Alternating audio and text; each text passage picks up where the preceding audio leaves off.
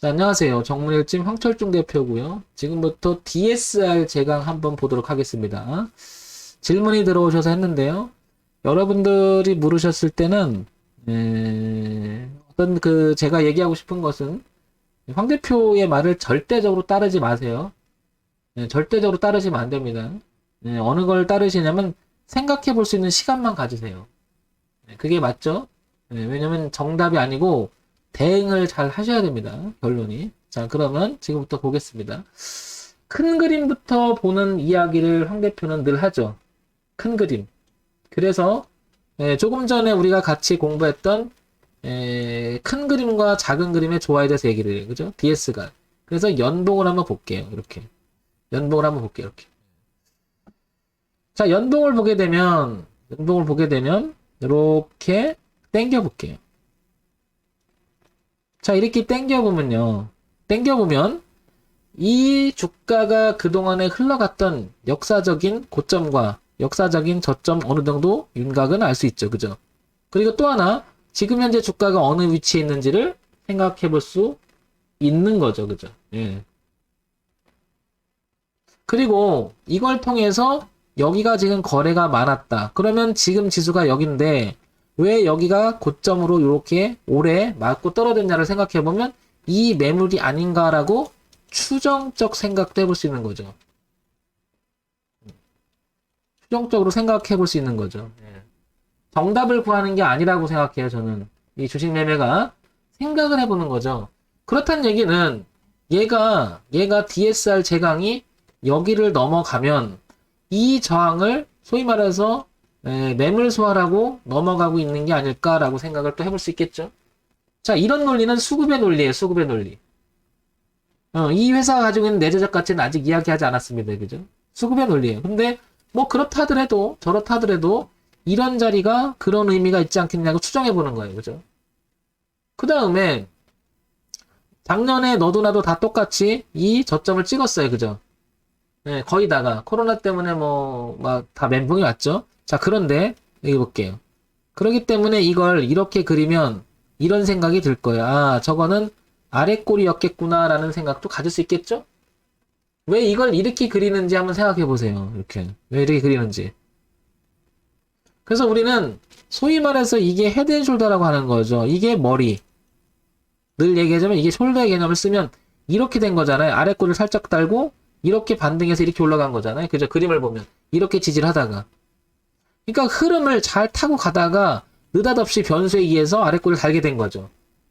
그러니까 이걸 뭐라고 해요? 헤드앤숄더. 이걸 약간 우리는 지나고 나서 알게 되는 거죠. 뭐라고 얘기냐 이걸. 그걸 휩수라고 하는 거예요. 이걸 자체를. 이렇게. 정의를 내려보는 거죠. 그러니까 두 가지 라인이 공존하는 거죠. 이 라인도 있고 이 라인도 있는 거죠. 공존할 수 있는 거죠. 이렇게 두 가지를 그릴 수 있는 거죠. 다시 지워볼게요. 그래서 기본적인 흐름은 1차 지지선이 하나 있는 거고 이렇게 2차 지지선 하나 이렇게 두 개를 그릴 수가 있겠죠. 이렇게. 왜? 이유는 지지는 저항으로 바뀌었지만 빠른 속도로 회복시켜 놨으니까 다시 그 자리는 지지로 바뀌는 거죠. 이거를 변형된 지지와 저항이라고 하는 게 바로 헤드앤숄더의 아주 기본적인 내용이죠.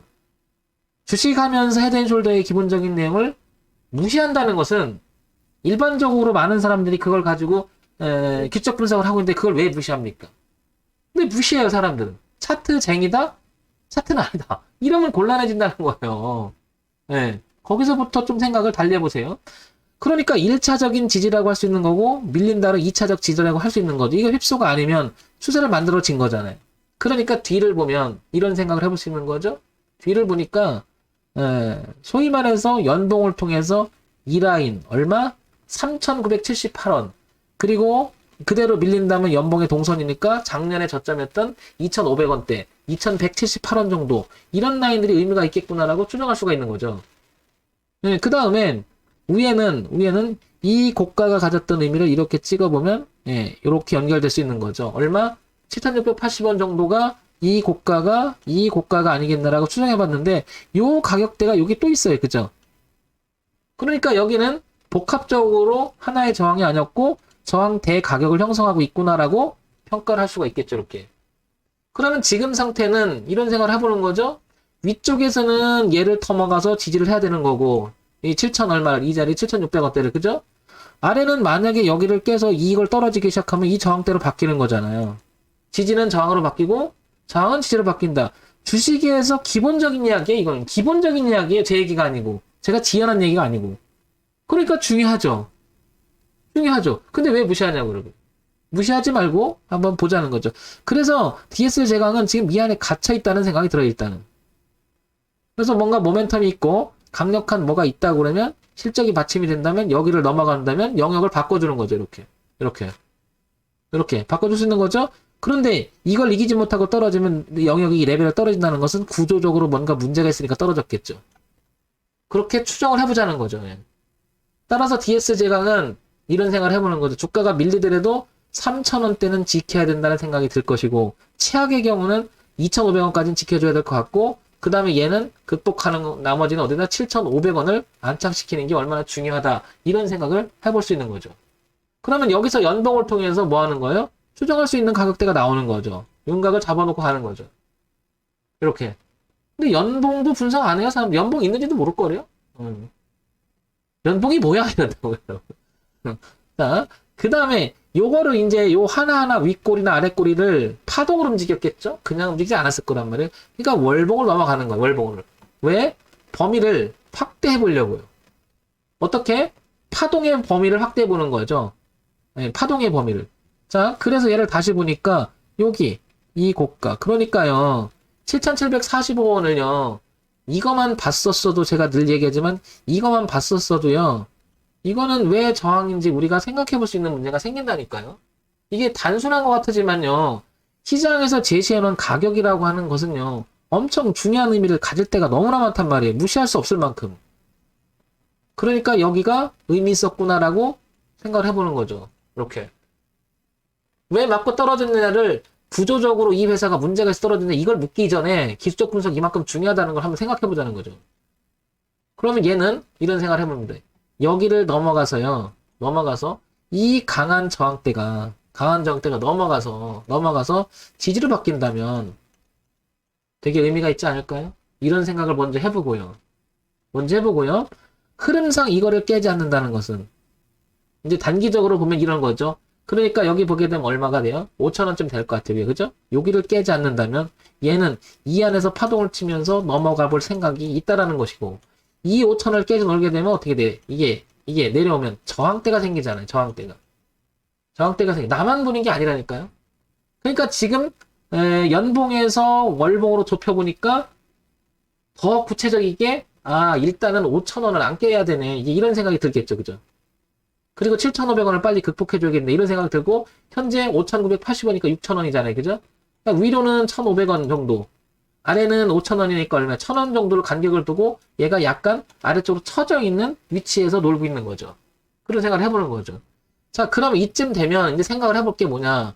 DSL을 제가 한번 보면, 거래소에 있고 소형주예요. 철강 금속이고요. 그죠? 그래서 업황이나 이런 걸 보는 거죠. 지난번에 우리 같이 공부했죠? 어떤 공부? 업종 지수에 대해서 얘기했을 때 한번 생각해 보자고 했었고요. 그죠? 자, 그 다음에 시가총액이 888억이에요. 어제 대비 한 3% 빠졌으니까 880억 정도 되겠죠. 밑으로 내려왔겠죠. 그죠? 네. 그러면 뭐 소형주 치고는 뭐 그 정도 그냥 고만고만한 거죠. 자, 그러면 여기서 이제 이때쯤 되면 이렇게 기본적인 것만 해보자고요. 기본적인 것만. DSR 제강, 그랬더니 와이어, 로프 솔루션, 뭐 스테인레스, 철강, 합성섬유 이런 걸 하는 회사래요. 그죠?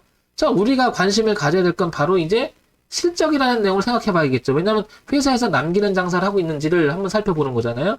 그리고 봤더니 요게 이제 2020년이고 요게 2021년이에요. 그죠? 자, 그러면 2021년 올해 1사분기까지 실적이 나왔어요. 그러면 분기별 실적을 이렇게 보니까 어때요? 매출 구조 자체가 조금씩 늘면서 그냥 안정적 구조를 갖는데 영업이익은 그렇게 좋은 편은 아니었던 것 같아요. 그죠? 그리고 단기 순이익은 그나마 좀 괜찮아요. 그죠? 소형주 치고는 저 정도면 탄탄한 거죠. 그죠? 이런 기본적인 걸 해볼 수 있을 것 같고요. 그러니까 엉망은 아닌 거예요. 엉망은. 이 회사가. 기본은 했네. 이런 생각. 그래서 아마 회복할 때도 이 정도까지 주가는 올라가지 않았을까. 그런데 상대적으로 빠졌잖아. 이렇게. 그죠? 그러면 요 부분이 영업이익조나 이쪽에서 생각보다 기대에 못 미쳤다. 이런 생각을 해볼 수 있는 거죠. 아, 그럴 수 있겠구나 생각.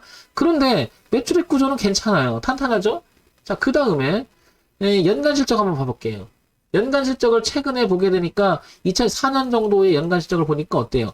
고만 유지가 되는데 매출액을 연간으로 보니까 조금 줄었어요. 그죠? 이렇게. 좀 줄었죠? 그죠? 이렇게. 그럼 올해도 약간 요게, 그러니까 영업이익이나 당기순이익 같은 건 다 좋았는데, 요게 약간 주는 모습이 나온다는 것은 주가도 그만큼 탄력을 못 받는다는 얘기죠. 그죠? 그래서 이런 게 반영되지 않았을까라고 퀘션을 찍어보는 거예요. 몰라요, 우리는 이거 뭐 때문에 주가가 빠지는지 오르는지를. 근데 추정을 해보면, 영업이익이나 당기순이익이 나쁘지는 않잖아요. 그런데도 불구하고 주가는 빠져요. 그럼 저런 것들이 여기서 이만큼의, 그러니까 여기 1910억 정도 이상을 뚫고 올라갈 약간 지금의 모멘텀이 부족하기 때문에 저 주가는 이 고가를 찍고 밀렸겠구나라는 생각이 드는 거죠. 그래서 한 번 더 생각을 해보면, 아, 그리고 나서 봤더니 기술적 분석으로 봐도 얘가 여기를 한계를 느꼈구나, 일단. 이런 생각을 동시에 해볼 수 있는 거겠죠. 이렇게. 그러면 이제 여기서 이제 구체적으로 한 번 더 나가보자고요. 어떻게? 왼쪽의 차트를 보게 되면 얘가 월봉이고요. 그 다음에 주봉이고요. 그 다음에 일봉이에요. 그래서 동시에 한번 봐보는 거죠. 어떤 형태로 갔을 때 내가 기준을 잡고 생각해 볼 수 있는지를. 그래서 월봉 먼저 쭉 당겨 보니까 이렇게 보니까 얘가 이렇게 여기가 지지와 저항이 빼곡해요. 이렇게 한 레벨을 높여놓은 자리를 보게 되면 빼곡하게 여기를 굉장히 힘들어 하다가 올려놨어요. 일단 그렇다는 얘기는 얘가 이만큼에 대한 이 자리가 엄청 중요하다라고 간접적으로 알려주는 것 같아요. 그래서 봤더니 걔가 보니까 얼마예요? 여기 이렇게 되죠? 이렇게 여기 이제 주봉하고 연결시켜 보는 거죠. 이렇게 그죠? 주봉도 좀 더 당겨 볼게요. 이렇게 다시 지워볼게요. 네. 그리고 봤더니 이 부분하고도 이렇게 연결시키는데 여기 간접적인, 그러니까 최근에 보면 이게 되게 중요하다는 걸 알 수 있잖아요. 빨간 선이. 그러면 가격을 볼게요.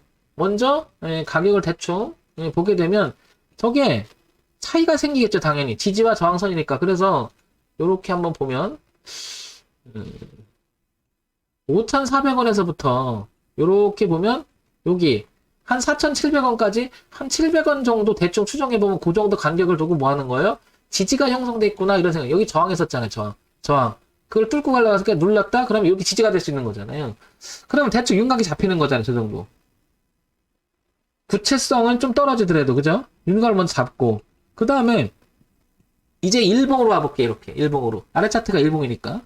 이제 잡으면 여기 한 4,700원 정도 보니까 이제 밑에서 한번 잡아보면 한 이쯤 돼요. 그랬더니 아니나 다를까 여기에 이제 저는 이런 생각을 해보는 거죠. 아, 그렇구나라는 생각이 드는 게 이런 생각이 들어요.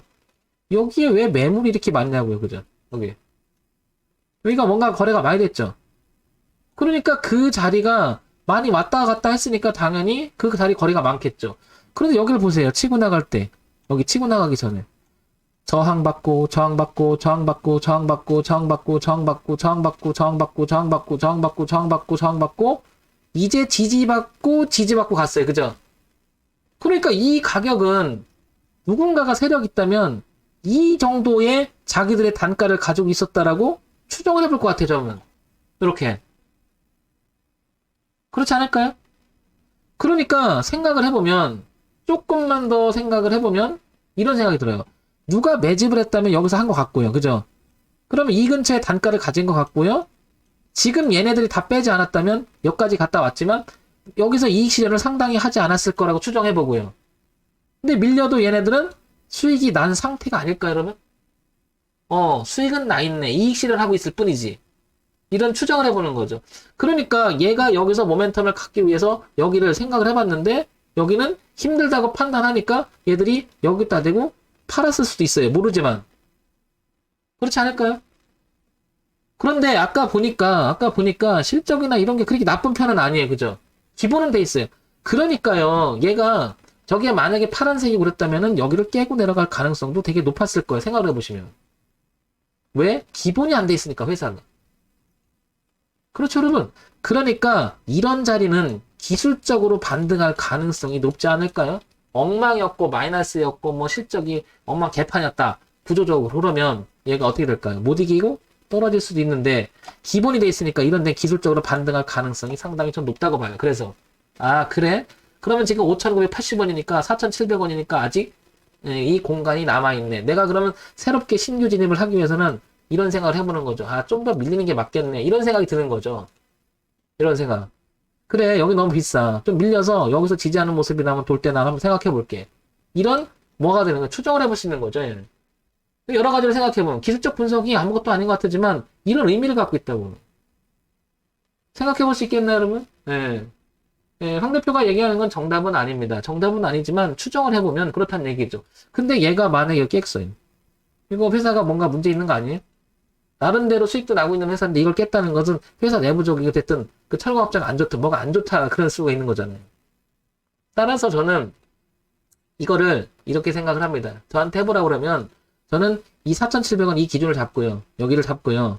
여기서 와서 여기서 노는 모습이 나와야 들어갈 것 같아. 최소한. 가까울수록. 근데 이게 6,000원이잖아. 6,000원. 지금 현재 5,980원이 6,000원이니까. 그죠? 그 뒤를 보니까 4,700원이면요. 얼마예요? 1,300원이 빠져드는 거죠. 그죠? 이 곱하기 100이죠. 이게 바로 리스크 범위죠. 네. 리스크 범위죠. 6이 20%가 넘어요. 맞죠? 네. 20%가 넘죠? 그러니까 너무 비싸요. 제 얘기는. 그래서 기준이 필요한 거예요. 기준. 그래서 기준이 필요한 거예요. 그래서 저는 너무 비싸니까 안 사요. 여기서 지금 가격대 안 산다고 사더라도. 적어도 제가 얘기했지만 이 기준가에서 7%에서 12% 안에 들어와야 내가 10%에서 15%는 손절을 각오하고 전 들어가는 거예요. 그 레벨을 갖고요. 그게 안 하면요. 다 느낌으로 하겠죠. 여기서 만약에 그래 살아있으라고 잡고 밀리면 물 타고 추가 매수하고 이런 거 하게 되면요. 뭐 5개 매수했는데 여기 올라가는 건 뭐 먹는 건 5개 먹고요. 추가 하다가 가면 좋은데 안 가면 이게 깨지면 어떡할 건데. 손실은 왕창 불어나고. 전 그래서 진입 자체를 어떻게 한다? 한 번에 딱 들어가야 된다고 생각했다. 딱 그냥 한 번에 딱 그냥 그리고 손절하든지 가든지. 예. 저거를 저기서 뭐 추가 매수를 한다든지 분할 지집한다 이 소리를 하는 순간 그건 좀 피곤해져요. 예. 먹을 때는 요만큼 먹게 되고요. 터질 때는 왕창 터져요. 그러면 터질 때는 생각해 보세요. 풀로 터지게 되는 거잖아요. 그게 어떻게 매매가 되냐고. 기본적으로 확률과 통계라고 하는 기본 개념이 없는 거죠. 그건 확률 통계라고 하는 거죠. 우리가 매매할 때 확률도 높아야 되지만 통계도 높아야 되죠. 근데 문제는 이길 확률은 있겠죠. 파동을 치니까. 그런데 터질 때 통계적으로 왕창 깨져버려요. 그러니까 DSL 제강은 4,700원을 기준으로 해서 천천히 지지를 확인하고 들어가는 게 어떻겠느냐는 생각을 하는 거예요. 근데 이 얘기를 했더니 또 이런 얘기를 해요. 대표님 안 오던데요? 안 하면 되죠. 안 하면 되죠. 저게 올지 안 올지를 어떻게 하냐고 여러분. 근데 저는 와서 반등하면 하고요. 와서 하는 다른 종목 하면 되죠. 이런 조건이 만족하는 걸. 그래서 여러분들 지금 필요한 이 시간은 뭐예요? 그래서 매매 원칙을 만들어 보자는 거죠. 이 늦은 시간에 제가 이거 강의하고 있는 이유가. 따라서 DSL 제강은 그런 쪽으로 한번 생각을 해보세요. 무조건 먹으려고 하지 말고요. 리스크의 감내 범위를 내가 처음부터 정해야 되고 내가 생각을 하고 시나리오를 짜고 들어가야 되는 거죠. 미리 생각을 해서. 그런데 그걸 안 해놓고 아무 생각 없이 들어가면 어떻게 돼요? 가격이 얼마나 중요한 건데 가격은 그래서 차트 분석이 기본이에요. 근데 차트 분석을 안 한단 말이에요. 내용만 갖고 한다 그러면. 두 가지 병합해서 좀 하시기 바랍니다. 자, 정문의집 황철중 대표였고요. 좋아요, 구독, 그리고 알림 기능 부탁드립니다.